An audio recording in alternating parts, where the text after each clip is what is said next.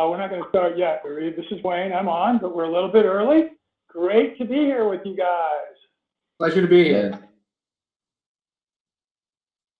I have satellite internet where I'm at, and which means it's slow and it's a little bit delayed. So I use a landline to connect audio, which I've done. So that's what you're hearing me on. And then it'll take just a few more minutes here to get my webcam and my internet connectivity up. So Reeb, are you going to handle any slides that are there? No, this is an interview. This is a complete interview session. So you and Jake will talk, and I will randomly go through his stuff in the background. So he has a beautiful website, beautiful Instagram page, YouTube page. So I will be randomly going through that, and you guys just talk. Wonderful. Okay, and it's just Jake, not Gianna. Also, just Jake with us today. With the baby right now, actually. So we're having some baby temperament right now. So I feel it better if it's just me hopping on. All right, that's great. Awesome. So where are you at right now, physically? Currently, we're in Sarasota, Florida. We are having some packages delivered, some pretty big upgrades that we're adding to the bus, and we wanted a safe address. So we had those delivered to my parents' house, which is our physical address also. And we are in beautiful, cloudy Florida right now. Awesome. Well, I'm turning my webcam on. I'm going to go grab What's going on, Wayne? Grab a drink here when we get started. Good to see you, Jay. We had a couple here at my ranch 2 or 3 years ago, maybe a little longer, that we actually did a webinar for, and we've done so many, Jake, that they blur together a little over time. But this couple doesn't blur together. They had converted a school bus to their home and had been living in it about a year, traveling around the country. She was a musician, and no, excuse me, they were both musicians. He was very talented, multi-instrument musician. She also, but she was a lead singer. So while they were here, they did a couple of gigs, and we were able to attend, and it was just awesome. Really cool. And the real negative, though, is he had cancer, and about 6 months after they were here, he died, and he was only 26. Wow. So it was pretty way early. Yeah, way too early. So. And you're out in Colorado, right? I'm in northern Colorado, correct. So. Reeb, why don't you go ahead and just open up to our guests.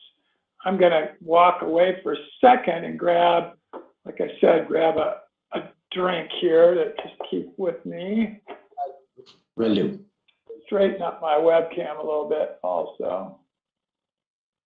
Hey, everybody. We're not started yet. We are so excited to have Jake with us here today, and his partner and is with their babies, and Gianna, she's not able to be here. I'm sure he'll talk a little bit about that. We're about a minute left before we formally get started. I'm going to go grab something real quick to drink. I actually have my microphone right with me, so I'll keep talking a little bit. Jake, so you're in Sarasota, and it's wet and cloudy, and you guys have had a little bit of a real wet spell the last several days, haven't you? It's been pretty wild. The weather really up and down the whole East Coast. When we left New York on this last kind of leg just after Thanksgiving, it's been pretty brutal. We've dealt with all kinds of elements. I mean, the weather's just been really screwy this year. I don't know if anyone else is feeling that, but it's been pretty wild this year. Yeah, ours has been wild in a couple of different ways. One is that we're in a very arid area. Our annual rainfall is about 13.5 inches a year. And this year we are 2020, excuse me, we set a record with 6 inches of rainfall. So That's massive. very dry. Yeah. What's that? I said that's a massive amount in that high desert area. I mean, that's pretty crazy.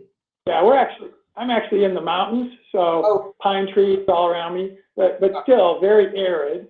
So we're not a desert area, we're an arid mountain area. But Gotcha.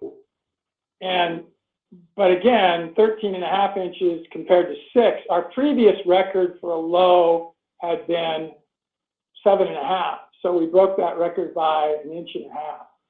So that's crazy. We also set a record of days above 90 degrees in November. Wow. We had 7 days above 90 degrees in November. And I think the record was 4. And yet we didn't have that warm of a summer, and we didn't have a single day over 100 degrees. We don't get a lot of 100-degree days.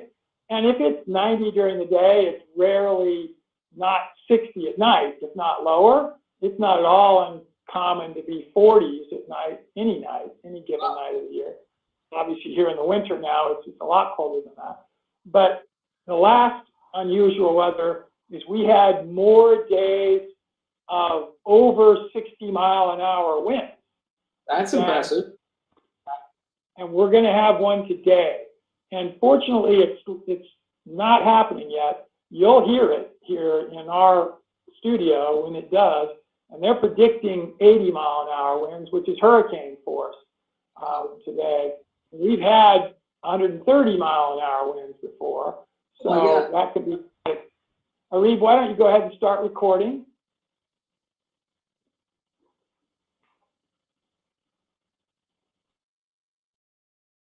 All right. Oh, Mark, you're there too. I didn't think Mark was there. Awesome. Good to have you, my buddy. Hey, everyone. Very, very cool to be with you today. I am so pleased to have Jake with me, and I'm not going to butcher his last name. I'm going to let him pronounce it first, and then let us go from there in a second. But before we do that, a couple logistics. One, I want to thank, as always, Mark, who's in the background. We say behind the glass. He's shy, so he won't show his webcam. And Arib. Arib helped get Jake ready for the webinar. He's so amazing. Got to know them. He's going to actually handle the screen and go through their amazing website, Instagram page, so on as we talk. And Arib, thank you for that. And then lastly, for you as an audience, ask some questions and do it through the little Q&A box. Or if you really want us to have you talk and give your question live, just raise your hand in the little attendee box. Mark will be looking for that, and he'll acknowledge, and please do that for us. One last thing, if you are hearing me all right, because I usually have the worst audio, put a 1 in the box right now, in the little question box, if you're hearing and seeing my webcam. So, with no further ado, Jake, welcome. Tell us a little bit about you and your family. Pronounce your last name correctly for me. And I see here it talks about Jake, Gianna, Luna, and Capri.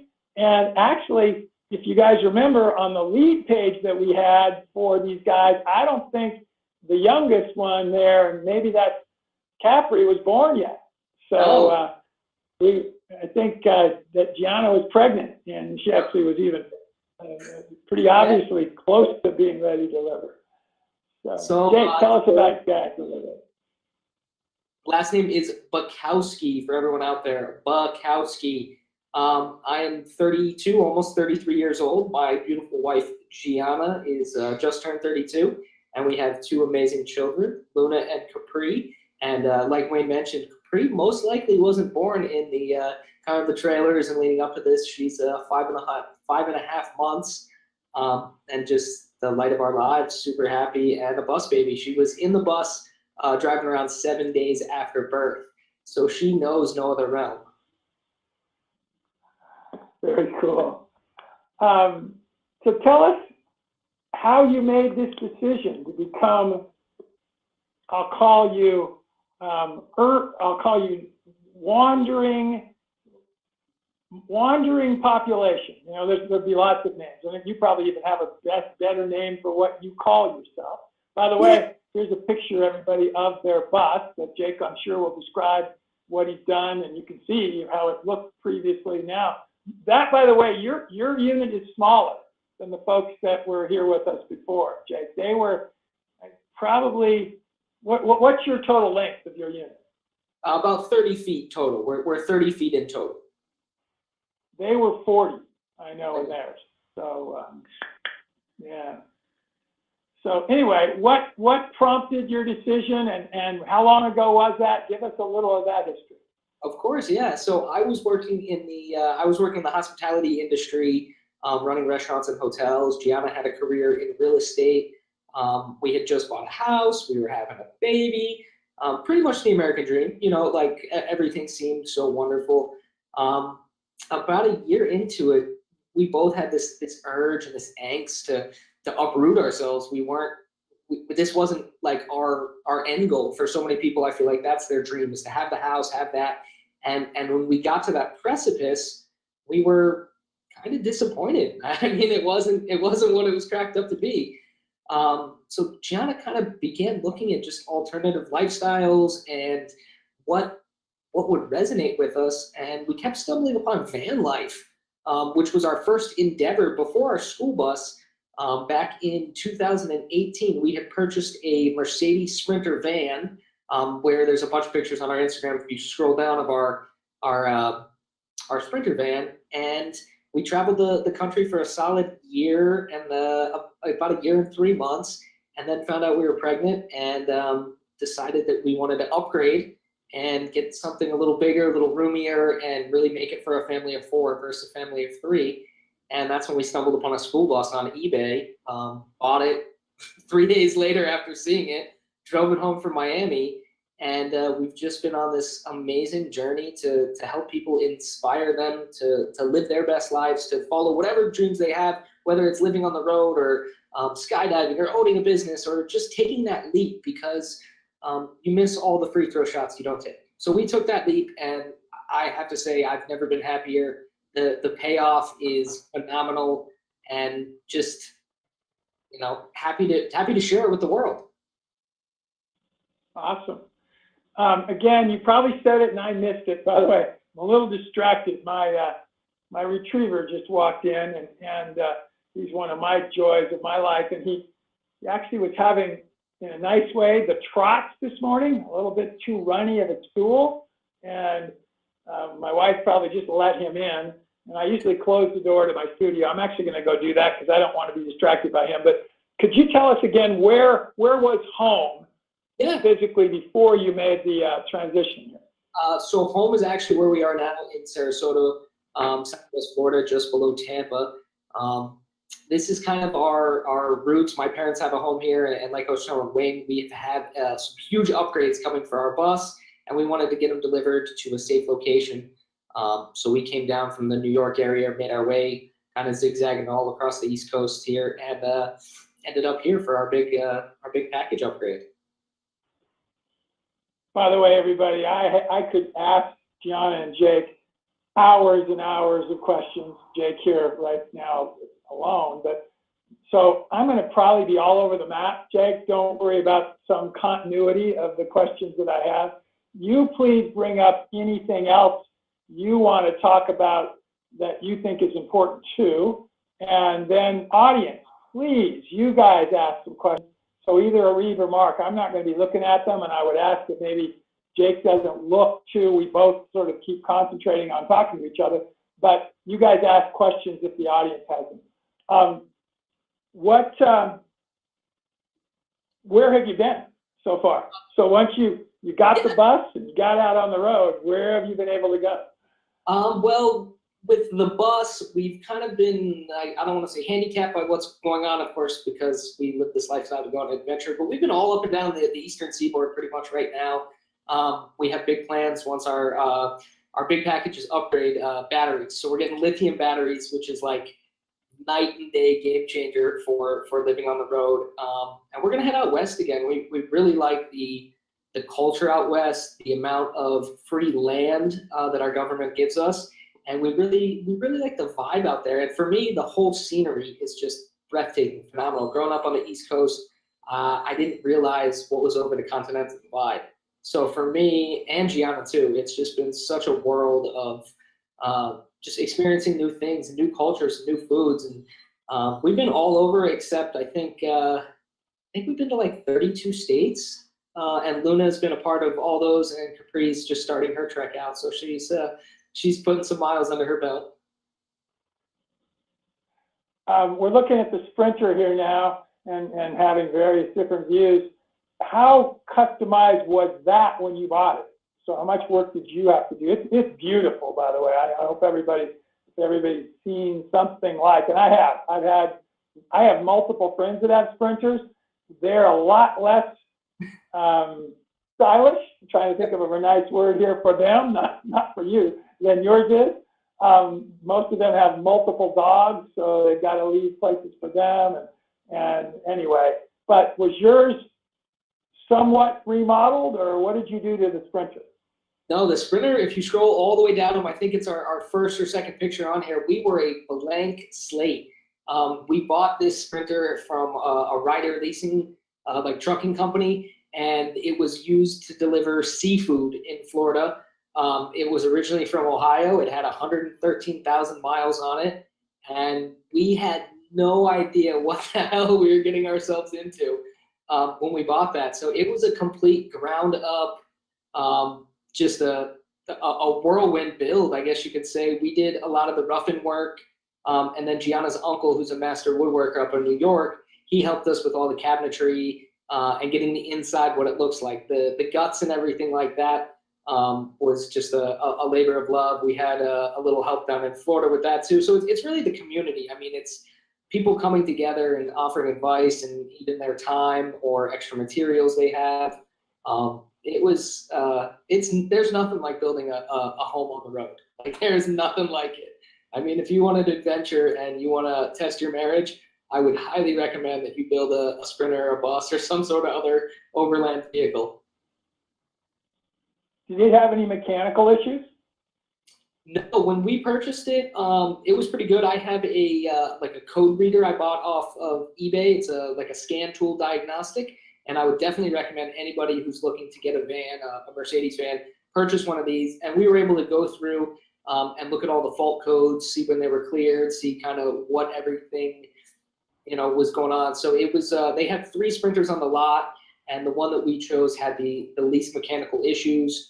I think the only thing it needed was an exhaust sensor. So once you get up post like 2010 with these Sprinters, there's a lot of exhaust rules and things that happened and regulations. So I'd say that's their big handicap, is the exhaust system. But once you get it dialed in, it's pretty awesome. And diesel or gas? Diesel, yeah, diesel, about 16 miles to the gallon. So yeah, you make money on it when you sold it. I did, yeah, I did. I sold it. We sold it to a woman out west in Washington, about a 50-year-old semi-retired woman, and we had about 4 or 5 serious bites, and 3 of which fit that demographic, which was wild to me. I couldn't believe that there was this kind of like, slightly younger baby boomerish generation of single women who wanted to do van life. It was kind of an eye-opener, really. Have you kept up with her? Yeah, we stay in contact with her. She's had a few health issues, but she wanted to sell it at one point, but she's holding on to it, and she hopes everything's going to be better. And yeah, we love to see it. We love to look at it. That was our first home. We actually thought about, at one point, if she still owns it, purchasing it back in the next couple of years. We want to eventually homestead, and we want to have a vehicle to take trips with. And that was just the perfect rig, for weekend trips and everything like that. To live in, the bus is much more spacious. By the way, I may ask some questions that you just don't want to answer. Please feel free not to. As a fairly veteran interviewer, I learned that if you don't ask it, you'll never know. So please feel free to say no. But approximately what did you put into it, dollar-wise, do you think? and what did you pay for it from Ryder? And then again, you said you made money. Let's not talk about that part, but about what were your costs? I'm open kind of with the finance aspect and everything like that. I want everyone to kind of be transparent and see what this lifestyle is like. So we purchased the van for $19,000, and my total upfit cost was probably a solid like 40 grand when it was all said and done with all the components. And I was new too at sourcing materials and putting things together. So I definitely probably took a hit. My second go around with the build, I was much more sharp and kept a much tighter log and really had a lot more connections to find the best product. So I think we were all in probably about 55, 57, and we're talking labor, nuts and bolts, the whole nine, sweat equity. And we sold it for $77,000. So very happy with, I was able to pay off a lot of debt we had. And that was a main reason for living this lifestyle, was to kind of lessen our footprint economically too, because we did have debt. We had the house, we had cars, we had a bunch of stuff that we didn't use. And it was kind of boring. Now I like having everything in my house. I got to hunt for water, places to sleep. Feel like it's a modern Oregon trail type thing. Cool. So how much did you value your own labor? So whatever labor that you didn't have to pay for, yours, Gianna's, and such, as you did that build. So Howard, if you put that into the equation, kind of what was it worth?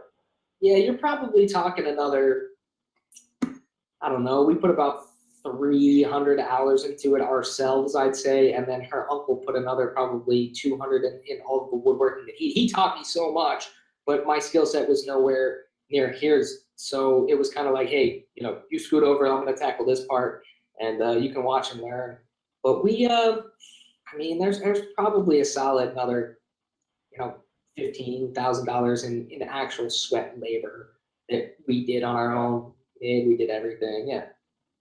By the way, this is unrelated to the cost, but isn't photography interesting? This picture that's up there right now, those doors, it looks like one of the doors is wide enough to close the whole back end.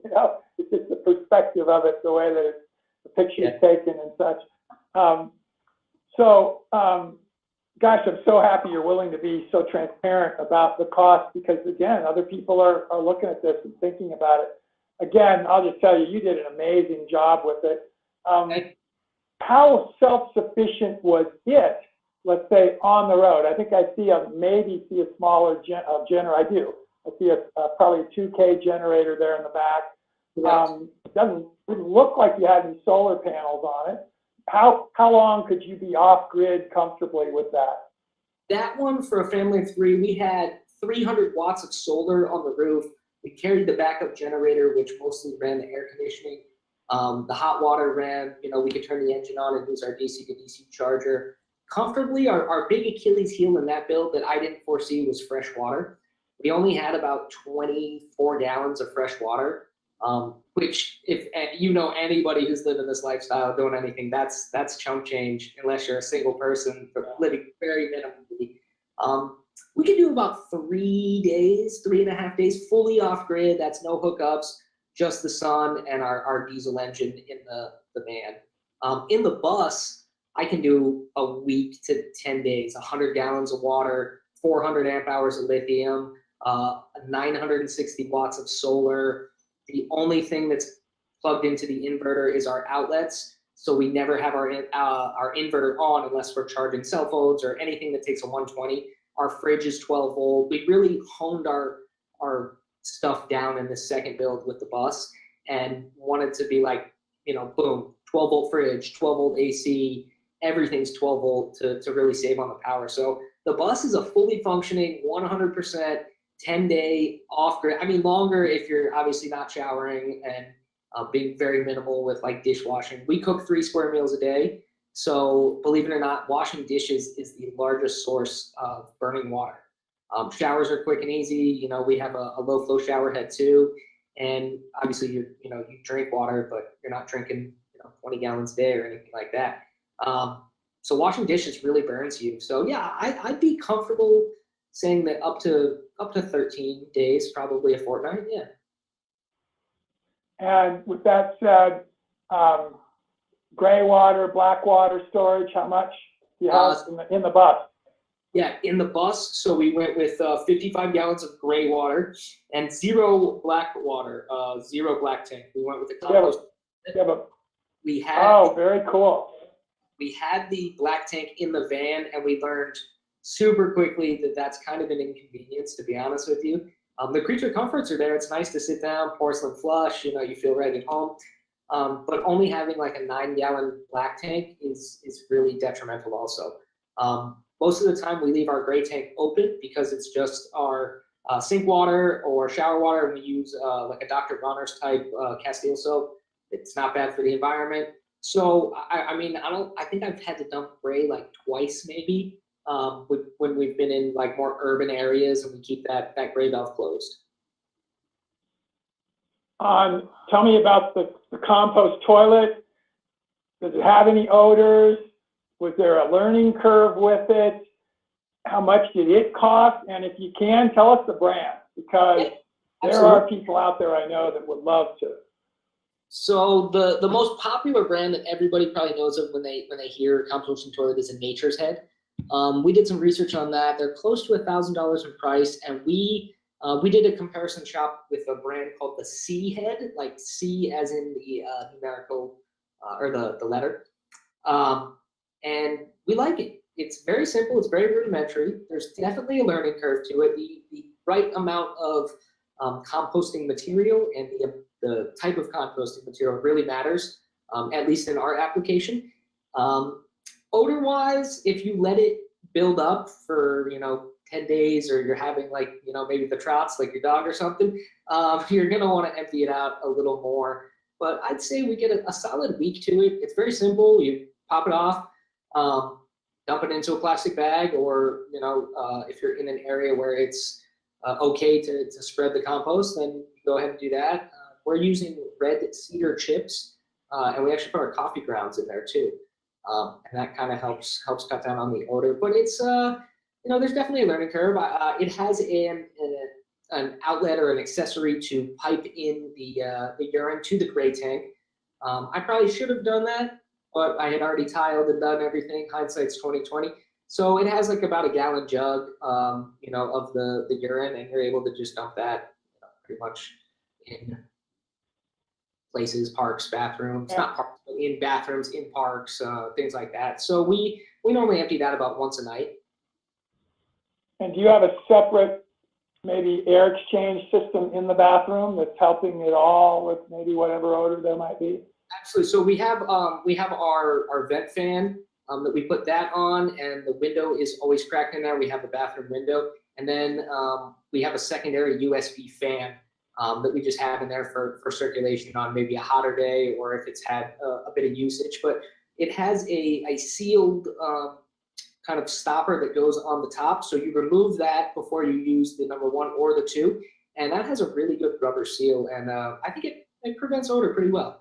I'm pleased with it. I give it a 9 out of 10 in terms of functionality and stylish too. It fits in nice to our decor. I mean, if you look at some of those pictures on our bathroom, it doesn't look like a clunky camping, composting toilet. It has a really nice aesthetic to it also.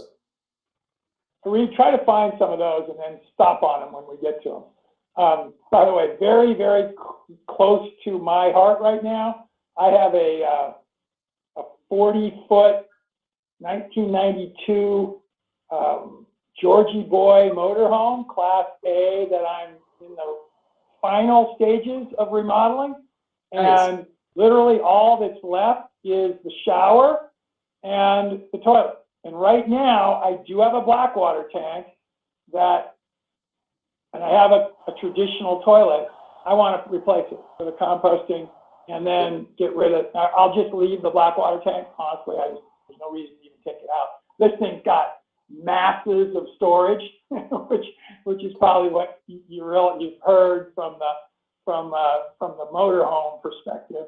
But and I'm going to talk about storage with you in a minute. But anyway, I really I'm glad to hear about the C. I've looked at them, but I haven't priced anything. And obviously, the natural is the one everybody uses, or not everybody, lots of people use. They're So, about, I think they're about high sevens, 795, 785. I think somewhere in that ballpark. But the Nature Head, you're almost looking at $1,000 when it's said and done. So there is they're both upper echelons of composting price wise, but I think it's worth it. I really do. I was so skeptical in the van, went back and forth, and I was like, there's no way a black tank is gonna be grosser than a composting toilet. You go in a bucket, but I'm a changed man, 100%. Oh, I'll tell you, and we've traveled a lot. We've had RVs for 30 years, and we do use them a lot, and use them in an outdoor environment where we're having to, dump.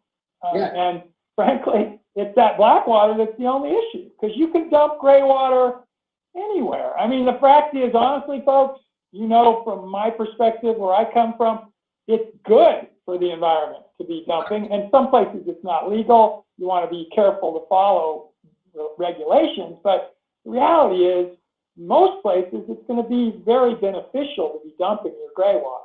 So, 100%. Yeah. We have a Four Seasons year-old now, 24-foot, complete 6-inch walls. This thing's amazing. That we saw right away that our big limitation for off-road was going to be water. So we have a 90-gallon freshwater tank. We have a 60-gallon gray water, and this one is the one that I'm going to convert. I'm also going to convert it to compost. That motorhome is a different one that we're in the middle of working on. But we've camped in this thing at 20 below zero, and we have a little under 300K of solar. Let's talk about your solar now. 960K. Do you have any pictures of that on the Instagram here that Marie could find? Because I mean, there are three 320 watt panels, so you have 960 watts.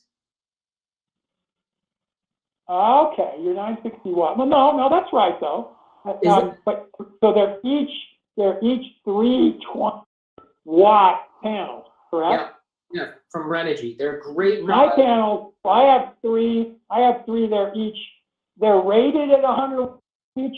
Reality is they're 85 probably. So 85 times 3. So we're in the 265 range rather than 300, which is what they would market them as. Yep. And we can stay off grid just like you for about 2 weeks for our electrical. If there's any. And we have 2 lithium ion batteries right now. We could have up to 4. Nice. How many lithium ions are you going to have when you get a refurb? I actually just installed them this morning. That was the package I was waiting on. We used Dakota Lithium. They had 11-year warranties on them. Just really, it's about good products and good customer service in this industry. I mean, if you can find those 2 in a company, then boom. And we definitely found that with Dakota Lithium. So I'm super excited. Having AGMs, you can definitely just watch your power drain. And I'm super excited for this lithium application and to be able to really fully harness my off-grid capabilities. And your inverter is what size? 3,000 watts. 3,000, okay. So charge converters, what do you? I have 2 60 amp charge controllers for my solar setup. And then we also do an 18 amp hour DC to DC Victron charger. So when the diesel engine is running, it's putting out about 18 amps to the batteries just to kind of keep them topped off, keep everything nice and flooded. Do you have LP also? Yeah, I do. So that runs my gas range and oven, our point of use water heater, and that is our furnace as well, is all LP. So I have a 20-gallon tank horizontal mounted under the vehicle. Quick heating, right? So essentially, gosh, now my brain's going dead. We have them in our house, and I'm not thinking of what they're called now. Low volume, that's coming to mind, but the point of use of the furnace. no, for our water heat. Oh yeah, just a gas point of use, InstaHot. You know, pretty much is it's a company called Excel, and it's a 5.5 gallon per minute, just super simple, super basic design, and it works great. And if you were living in the unit, not taking into account your gas to move from place to place, but at a single location for a 2-week period, let's say, and you weren't paying land use, we're going to get to that, because I think a lot of people who try to live as 24/7 RVers, 365 at the front end don't think about what they have to pay when they go into places where they can hook up and such. Those numbers can get up there. But let's assume you're off grid entirely. What would either daily or a 2-week kind of cost be to excluding your utility costs? I think I'm about, depending on the price of propane, I'm generally about $47 for a full fill up to $55. And then if I'm not running the furnace, if I have the furnace on, 12 hours a day, that'll eat up my propane pretty good. But I would say if I'm at a location parked for 2 weeks, I could get away with, I wouldn't need any hookup. I'd need a full tank of propane, and that's really it. So $50 maybe, as long as I have water, which I'm very good at sourcing water for free. I am very, very good at sourcing water for free. There's a few tricks out on the road. And like you said, people realize the cost you incur from RV parks and all these little monetary things that keep popping up throughout the way. So if you design your rig to be off grid, you're not going to spend money at the RV park. You're not going to have to plug in. You're not going to have to pull a generator out. And a lot of people don't understand that. They think that these RVs, when they first buy them, they're going to be perfect. They're going to be living out in the middle of nowhere. And in reality, they go and they burn their batteries out in one night because the RVs just don't have the power. They're designed to be in an RV park. You have to either design your vehicle yourself to be off grid or have the dealership put in the appropriate things for that. And I think a lot of people have a common misconception about the ease of living on the road. If you don't have the right products, like you said, I can be, during Christmas, we were off grid for about a week, from Christmas Eve till that Thursday afterwards. We were completely off grid. We started, 100 gallons of water, a full tank of propane, and I had plenty of propane left. I didn't have to run the heat too much, and just the food in our fridge. That's our main expenses: diesel fuel, and food. To operate our utilities, if you will, is next to nothing a month. Pennies. And let's go to air conditioning. Middle of the summer, it's a warm day and you want your air conditioning running, you're not driving. Well, that's a pretty good electrical. Will your solar system maintain that, or will you have to have an exterior source for we do not real hot days? A traditional air conditioner, we have what's called like a swamp cooler, which works wonderful in not very climate. So that's a 12-volt system. At its full blast max operation, it draws about 8 amps. I'm going to interrupt real quickly. Arif, go back 2 slides that show. By the way, go to the one there. There was the solar collectors. So you just had, no, you're going the wrong way, buddy. I think. We saw the solar collectors. You went back too far, I think, Arif. So go forward again some.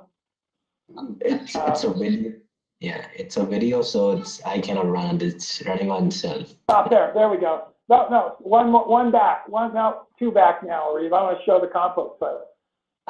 Oh, yeah. This is a video. So that's a video. Okay, I'm sorry. Yeah. Anyway, that compost toilet did look very nice, Jake. That was very much fit your decor. There's the solar panels, everybody, on the roof. So really, you just have a swamp cooler for your unit. Yeah, and we have the Max Air fan as well.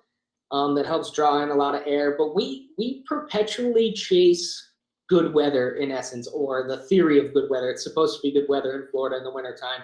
Today, not so much. But, we follow that 60 to 70 kind of, train. If it dips down into the 40s and things like that. But I grew up in Florida. I know what it's like to be hot. It's not fun. So we kind of follow that nice weather. I'll be up in Montana in August, Yeah. Hey, please come through Colorado. We love Beautiful here where we're at, and you need to come by. It's right on your way to Montana. You're coming to Florida. So.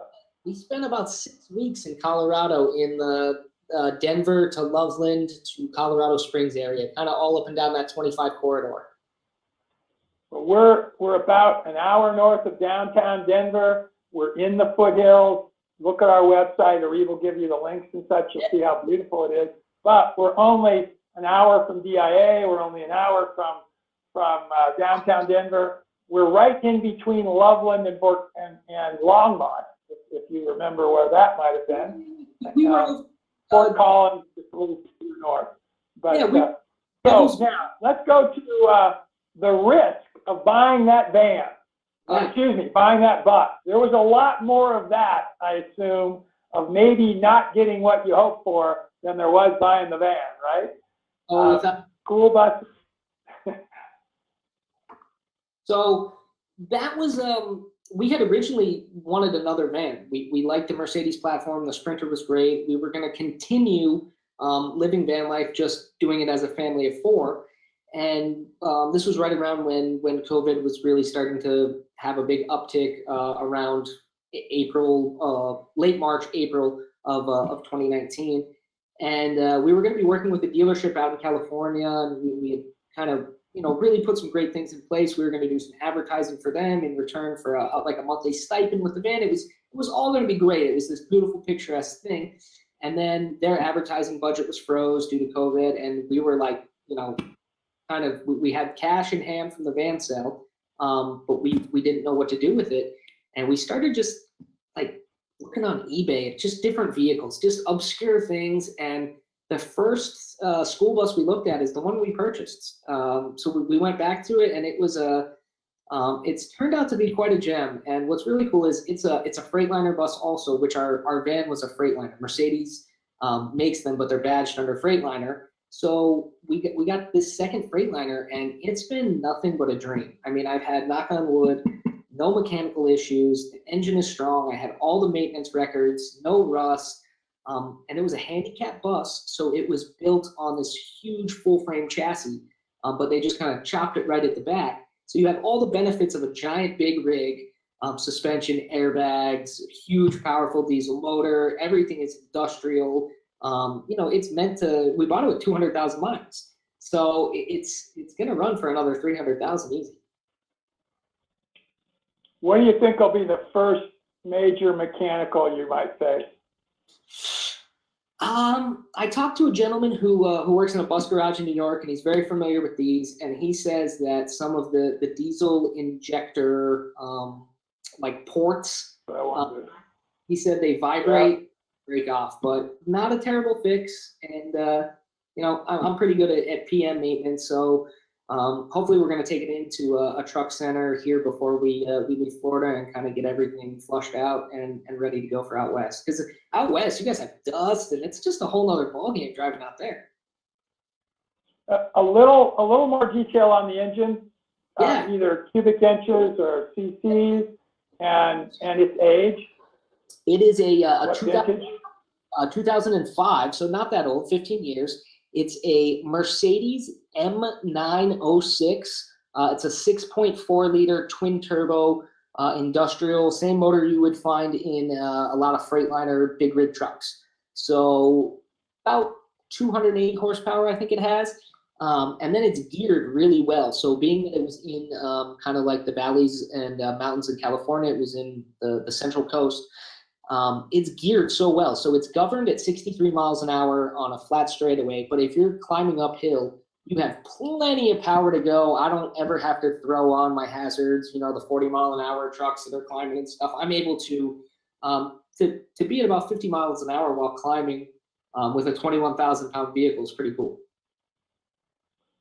miles per gallon? I get about 6 to 7 to, I'd say 6 to 8, and that's all depending on terrain, stop and go, and altitude also. And so 205, it's got injectors. It's very computerized, right? It's not old enough that it would be a lot of non-computerized. Turbo, right? Double turbo. Twin turbo, correct. Dual turbo. I have multiple large diesel engines, and all the way from loaders to an excavator to, I mean, huge, down to Ford F-450 trucks, I'm a Ford guy, so I have 350. I have the whole range from the 7.3s, which were the amazing engine that they made back in the late 90s and into the early 2000s.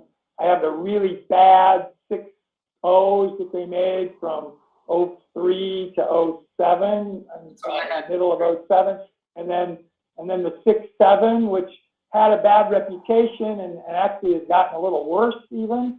To where I have now a 150 with a EcoBoost 3.7 that gets 23 miles a gallon. Nice. It gets 500 horsepower, over 500 pounds of torque, and yet I get 22 miles to the gallon. So Impressive. I've gone through the gamut. My biggest problem with the diesel, and I've put them all together, way over 1 million miles over the last 20 years, has been injector related, but not usually the injectors. It's been the electronics. So it's the EGR system that deals with their timing, and it's all electrical. So you can't do anything with it yourself. You've got to take it into somebody, and you just drop $5,000 every time you think of it. What I haven't had, and I'm curious because we haven't talked about it, you didn't say, is it auto or manual transmission? It's an automatic. It's an Allison transmission, 5-speed. Wow, but the Alley transmission, that'll be bulletproof. It's a rig. Yeah, really is. All access up under the hood because of what it looks like, or anything through the interior. Everything through the hood. Everything good, and it has no wheel wells. So it being a handicap bus, we had a flat floor too, so we didn't have to deal with any wheel wells in our build. Yeah. How about insulation? How much did you have to add? We added. We used wool insulation, so we're pretty eco-friendly, and we obviously want to be low tox with 2 babies. We want to keep them as low tox as possible. So we didn't want to go with any pyrethrins from the spray foam or anything like that. The propellant, all that stuff is just terrible. So we went with natural Havelock wool, which you see there, Gianna installing. No PPE required. The babies were playing with us while we were doing it. We probably put in a solid, I think it was 6 bundles of their wool. I'm not sure the exact cubic foot on what it was, but there's a solid 3 inches of wool all around that bus, sides, floor, and roof. I wish I could have known you, and I would have given you alpaca, which is way better than the wool, even, for a whole bunch of reasons.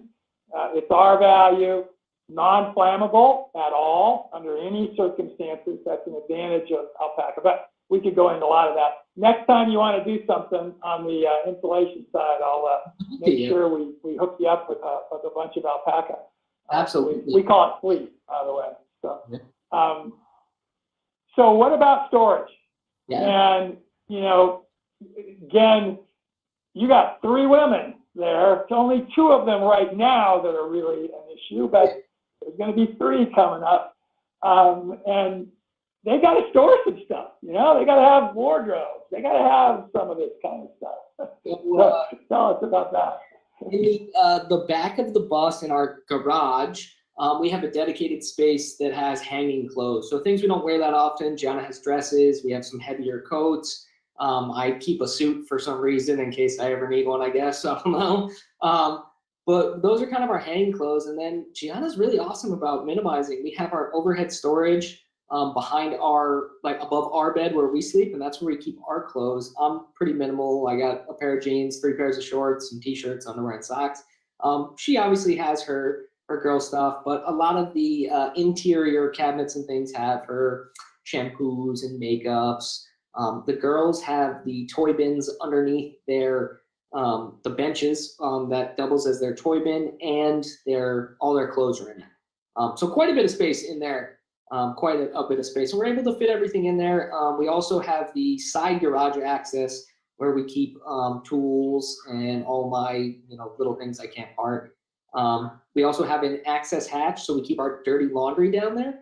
And there's a hatch from our bed that you just kind of lift up, and you're able to put all your dirty laundry in there. So it slides down the chute right in the laundry basket, and then we open the side door at the laundromat. So, it's a big deal when you live in these compact and tight spaces to not feel cluttered or disorganized or living in your own filth. I think my wife was really great at figuring out how to maximize all of the space, and every place has a purpose. So that's the big thing that I'd encourage people is just do your homework on your space that you're building on, and really look how you can maximize every inch, because it's so important to not feel claustrophobic or cluttered or crammed or living in your own stuff. You're in an urban area, and it's not a place where you've got friends and family, and you want to stay there for several days or more. How do you get around? Because you don't want to be moving that bus everywhere, right? I mean, if you can, you'd like to be able to do some other. For sure. Great question. So our bus is great, though, because at 30 feet, it's pretty maneuverable. We're able to get in and out of most spaces. I obviously do my homework on Google Earth and see if certain parking lots will support us or if we're going to trek down a road or something. But urban environments do present, I'd say, the most challenging aspect, especially on the East Coast, where this kind of nomadic lifestyle is not as widely accepted as it is in the western part of the country. Parking at a Walmart is always an option. Some Walmarts allow it, some don't. That's a great resource to have. You have Walmart, you have Cracker Barrel, Cabela's and Bass Pro Shops, Camping Worlds. Sometimes you get away at Home Depot or Lowe's, depending on the store manager. But we have a lot of friends, and they have big buses, and they normally will park it at a Walmart or park it at a boat ramp. That's a good one, too, because you see a lot of large vehicles left at boat ramps, as long as there's obviously no restrictions on having to have a trailer or what it is. And then biking, walking, using public transportation if you are in a very urban area. We unfortunately had our bikes stolen out in California 2 years ago in San Diego. So that was kind of a bummer for us, especially because it had the kids' car seat on it. Luna would ride in the front with me all the time. There's probably some cool pictures in the beginning when we were in the van. But generally, we walk, we hop in the stroller, or we kind of do the bus tour thing. If we're in a cool state park, we'll let Luna out of her car seat because the roads are, generally safe, and she'll kind of come up to the front, and we'll talk about what we see or what we're going to do or what this park has to offer, or what natural things we might see, what animals we might see in this area. Luna's a big nature advocate, so we really like to indulge her passions there. So going to parks and we tend not to be in super urban areas, really. I mean, for packages or if there's business to be done, something like that. But for the most part, we prefer more of the moderately sized, towns and villages and smaller places. Tell us about a typical day on the road. You want to get from point A to point B, and it's 1,000 miles from point A to point B. You got 2 little girls now, and tell us what a day would be like on the road. Absolutely. So let's say we're doing a leg from Denver to Grand Canyon. That's probably close to 1,000 miles, I would say. Yep, in that range. Morning, get breakfast together, get the girls ready. Generally, we like to be near a playground, so Luna can get out any of her energy before a drive.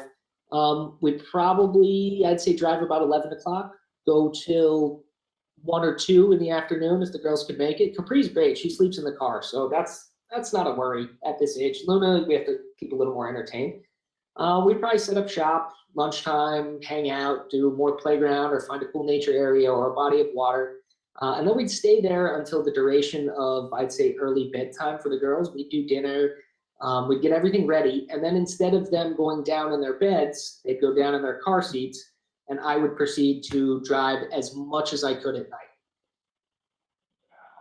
Yeah. Yeah, Very cool. That's And you're young. You're young, so you can do that. I can't do that anymore. I used to. That would be identical. We have 4 kids, and again, like I said, we've had motorhomes, trailers, you name it, since they were all little babies. We have a horrible video that my wife would point to where I had totally accidentally dropped a 1-year-old on her head out of the door of the van as I was watching the camera on a video, and she's fine. She's done just really well. You know, they were. She didn't even hardly cry, but it was embarrassing to me. But we do the same. We even still today take advantage of the day to like enjoy the kids and the life, and then drive at night. So how far would you really try to get in a night if you could? I've gone like some crazy nights before where I've banged out like a good 7 hours of like night driving, you know, from, I don't know, let's say 6 to 3 in the morning or something like that. But generally we'll probably go, I don't know, 200 miles. So that's about 4 hours of driving. You know, that's a solid night. What's your fuel capacity? What's your fuel tank? 5 gallons. Say it again. You broke up just a little. 65 gallons at 8 miles to the tank. So we're getting about 500 miles to the tank, which is great. Cool. Yeah, pretty good. Does Gianna drive much at night? No. She knows how to drive the bus, and she's pretty comfortable with it, going from point A to point B if anything happened. But I'm the captain of the ship. I was going to say, I'm going to make a guess. She probably would love to do it more. You want to be in control on the driving side, that's me again. So we're able to get a lot of work done when we drive, because if Capri's sleeping, we can entertain Luna with some books or toys or arts and crafts or something like that. Well, you know, Gianna's then able to free up that time as work time. So I drive, I get us to point A, point B. The kids are occupied either sleeping or doing their kind of toy thing. And then she's able to take that time and turn it into productivity, which is massive for being able to work online and sustain this lifestyle and not have to, you know, clock in 9 to 5. And we have 8 minutes left. Arif or Mark, if there's any questions, come on, guys out there. I don't think I've asked everything that's relevant. Tell us about how you make a living. How do you stay alive out there on the road? When we sold the house and everything, that money went into the van bill. I mean, that, you know, $50,000 I was talking about was all of our money. We went on the road with a small savings and soon realized that you got to hustle. You got to figure it out. Money really doesn't grow on trees. And we began breaking into, you know, marketing using our social media platform, which was huge. You know, endorsing products that align with this lifestyle and align with us, and that we really use on a day-to-day basis. And then 2, we saw a need for families and people wanting to know really what this lifestyle is like how you and I are talking right now, and how it kind of would pertain to them. So we have on-the-road consulting. We have on-the-road lifestyle consulting, where we talk to anyone from single men, women, to families, to divorcees, to looking to live this lifestyle. What does it take to build a van, a bus? What does it take to source one? If I already want to source one, what needs work best for me? What are your power needs? What are your water needs? Is this going to be a weekend warrior thing? Are you going to live full time? How do I keep an intimate relationship with my wife? How do you do it with kids? So we kind of have a wide gamut of you know, a no holds bar style. Ask us anything you want about this lifestyle. We're going to not sugarcoat it and tell you, because you know, you could pay us and we could save you a lot of money and headache just by getting it out of the way, you know. By the way, stay on this slide. Stay right here, Mark. I'll read for a while. This is where on their website, everybody, that you could engage in some of that consulting. You can see there's a click here button right there. Boy, I'll tell you, we're just spending an hour here. I'm going to say ultimately we're going to highly endorse everybody to get a hold of you guys if they've got questions in this area, and be be able to help you if they can. I don't know these as much, but my wife has some relationships with some other 365 RVers that make their money in a variety of ways on the road. You probably know some of them already, but I think I'm going to make sure I ask her and get you their names and get them connected with you, just so you might be able to network and find some things you could help each other with. Yeah. Go ahead. Oh no, go ahead. I was gonna say our end goal really is to, we eventually want to settle down on a small piece of property and kind of obviously homestead, but we also want to create kind of like a haven for other people living this lifestyle, almost like an oasis. We like the center of the country a lot, Colorado, Arizona, that kind of area, and we want to be a big resource for people and families, and a place where people are like, wow, that's a destination. We want to go. We want to talk to them. We want to. I was in hospitality for a long time, so for me, the joy of people having, a great time, a great meal, a great experience far outweighs that of material things mostly. So I want to give people a great opportunity to kind of see what it's like to live this lifestyle and see, firsthand what you can do when you follow your dreams. Awesome. Well, let's, Ari, Mark, any other questions out there from our audience? Because I want to let Jake spend a few minutes just sort of summarizing, giving any other guidance he'd like to give. You guys see anything? Yeah, I have two questions here from Sierra. And she's asking, Jake, what kind of waste disposal do you use while traveling? Yeah, so we use a composting toilet for all of our human, personal waste. And then a gray tank for all of our water waste. Trash cans are plenty. We always try and recycle if we're in an area that recycles. If not, then we're kind of stuck with that. But we actually encourage trash pickup.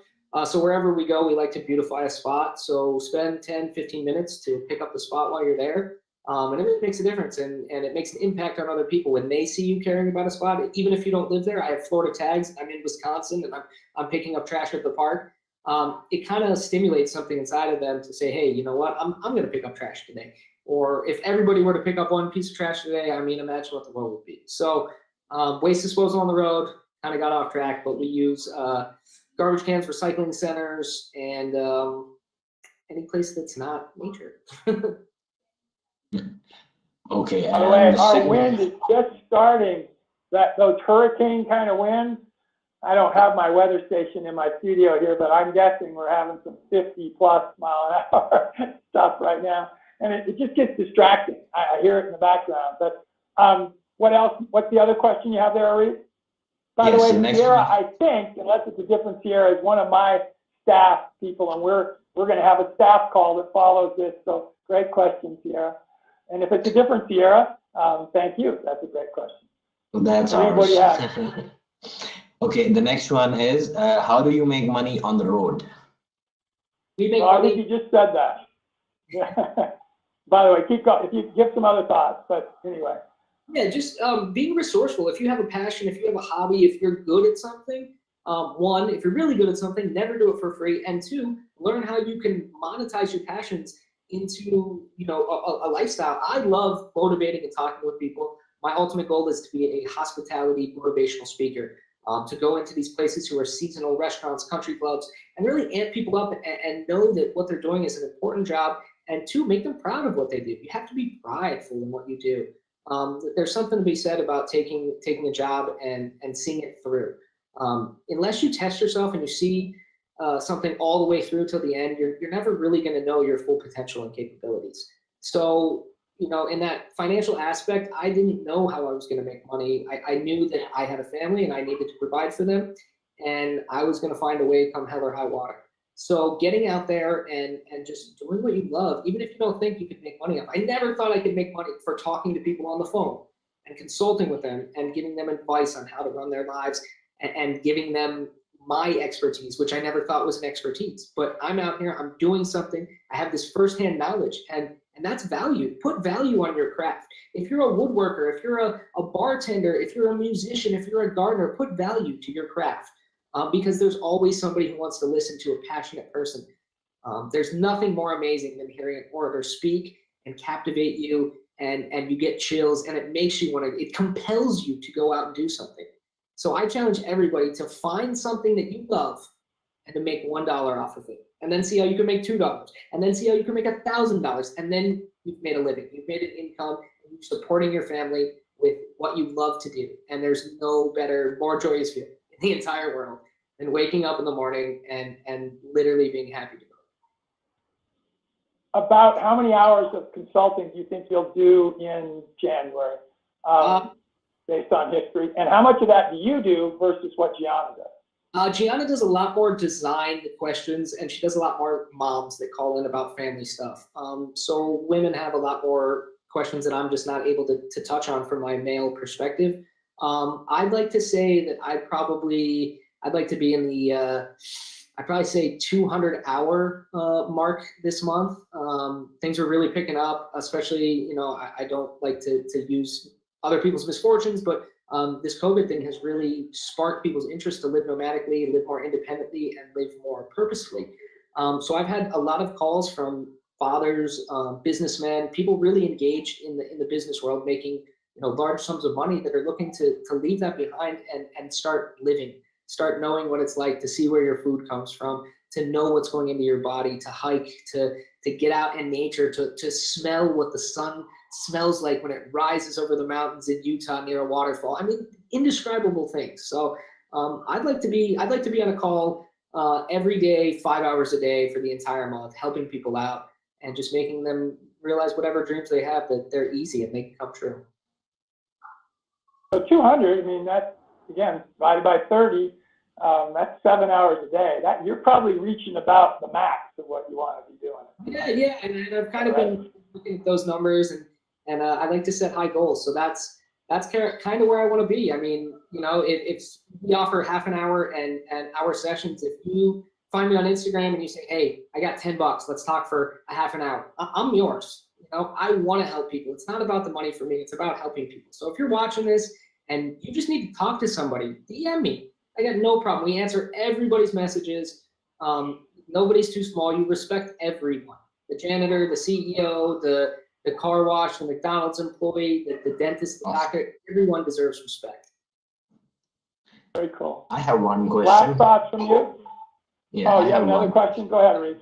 Yes, this is, I think, the last one. Who manages your social media? You guys have immensely nice following and everything. So who manages that, you or Gianna? We both do it. Gianna is more of the curator of it, but in terms of management, answering questions, DMs, reaching out to different brands, we both handle that, but she makes everything look aesthetically beautiful. All that thumbnails and all that work is all hers. So she does consulting for social media as well. That's one of her niche things where she said, hey, I'm pretty good at this. I grew our channel and I want to help people out. So she does social media branding as well. If you're looking to work with brands, you want to break out and start getting your foot in the door with certain companies, definitely reach out to her. She would love to help you guys out. Awesome. Okay. Last thoughts from you, because I want to be real respectful of your time. I just want to thank you for this opportunity to get on here and speak on your platform. And again, I want to look everybody dead square in their eyes and tell them that there is nothing you cannot achieve with hard work and desire.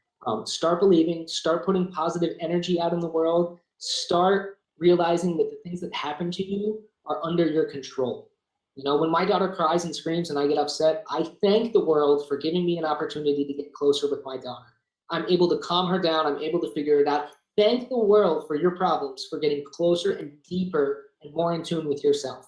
Thank the world for those misfortunes, because they're making you stronger and they're making who you are today. Thank you, Wayne. Well, thank you, Jake. Thanks, Gianna, for us in the background, and Luna, and everybody in your family, because I know you're close, but we saw some evidence of that. Mark, thank you. Ari, thank you. Audience, thank you. We'll have a lot of people watching replays, way more than we ever get live. We're gonna take it out, everybody. Mark, why don't you take us out? Jake, amazing. Have an awesome day. We appreciate it. Thanks, man. Have a great one. It was a pleasure being here.